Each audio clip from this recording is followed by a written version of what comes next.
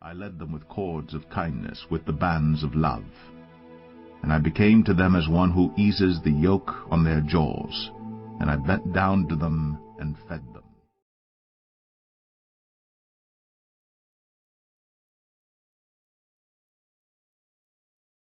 Esther, chapter 1.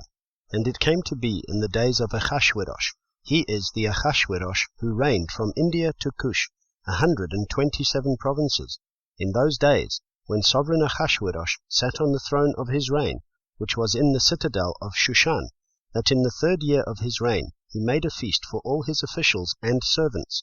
The power of Persia and Media, the nobles and the princes of the provinces were before him, when he showed the riches of his esteemed reign and the splendor of his excellent greatness for many days, 180 days. And when these days were completed, the sovereign made a feast lasting 7 days for all the people who were present in the citadel of Shushan, from great to small, in the courtyard of the garden of the sovereign's palace.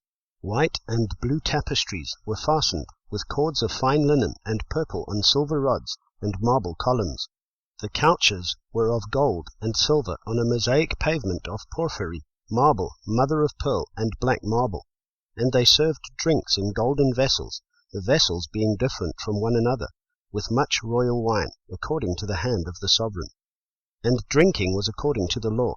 No one was compelled, for so the sovereign had ordered all the officers of his house, that they should do according to each one's pleasure.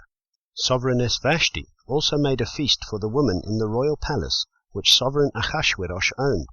On the 7th day, when the heart of the sovereign was glad with wine, he ordered Mehuman, Biztha, Harvona, Bigtha, Avagtha, Zethar, and Karkas, the 7 eunuchs who were in attendance in the presence of sovereign Ahasuerus, to bring sovereigness Vashti before the sovereign with her royal crown, in order to show her loveliness to the people and the officials, for she was lovely to look upon.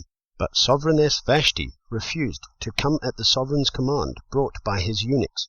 And the sovereign was very wroth, and his rage burned within him. So the sovereign said to the wise men who understood the times, for in this way the sovereign's matter came before all who knew law and right ruling, and who were close to him, Karshena, Shethar, Admatha, Tarshish, Meres, Marsena, Memuchan, the 7 princes of Persia and Media, who saw the sovereign's face, who sat first in the reign, according to law, what is to be done to sovereigness Vashti, because she did not perform the command of sovereign Ahasuerus through the eunuchs.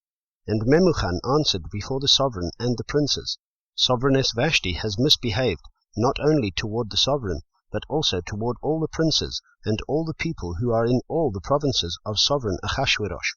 For the matter of the sovereigness shall go forth to all women, to make their husbands despised in their eyes, when they say, Sovereign Ahasuerus commanded sovereigness Vashti to be brought in before him, but she did not come.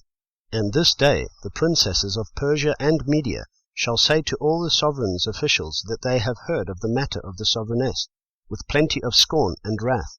If it pleases the sovereign, let a royal decree go out from him, and let it be recorded in the laws of the Persians and the Medes, so that it does not pass away, that Vashti shall come no more before sovereign Ahasuerus, and let the sovereign give her royal position to another who is better than she. And the sovereign's decree which he makes shall be proclaimed throughout all his rule, great as it is. And all the wives give esteem to their husbands, both great and small. And the word was good in the eyes of the sovereign and the princes, and the sovereign did according to the word of Memuchan.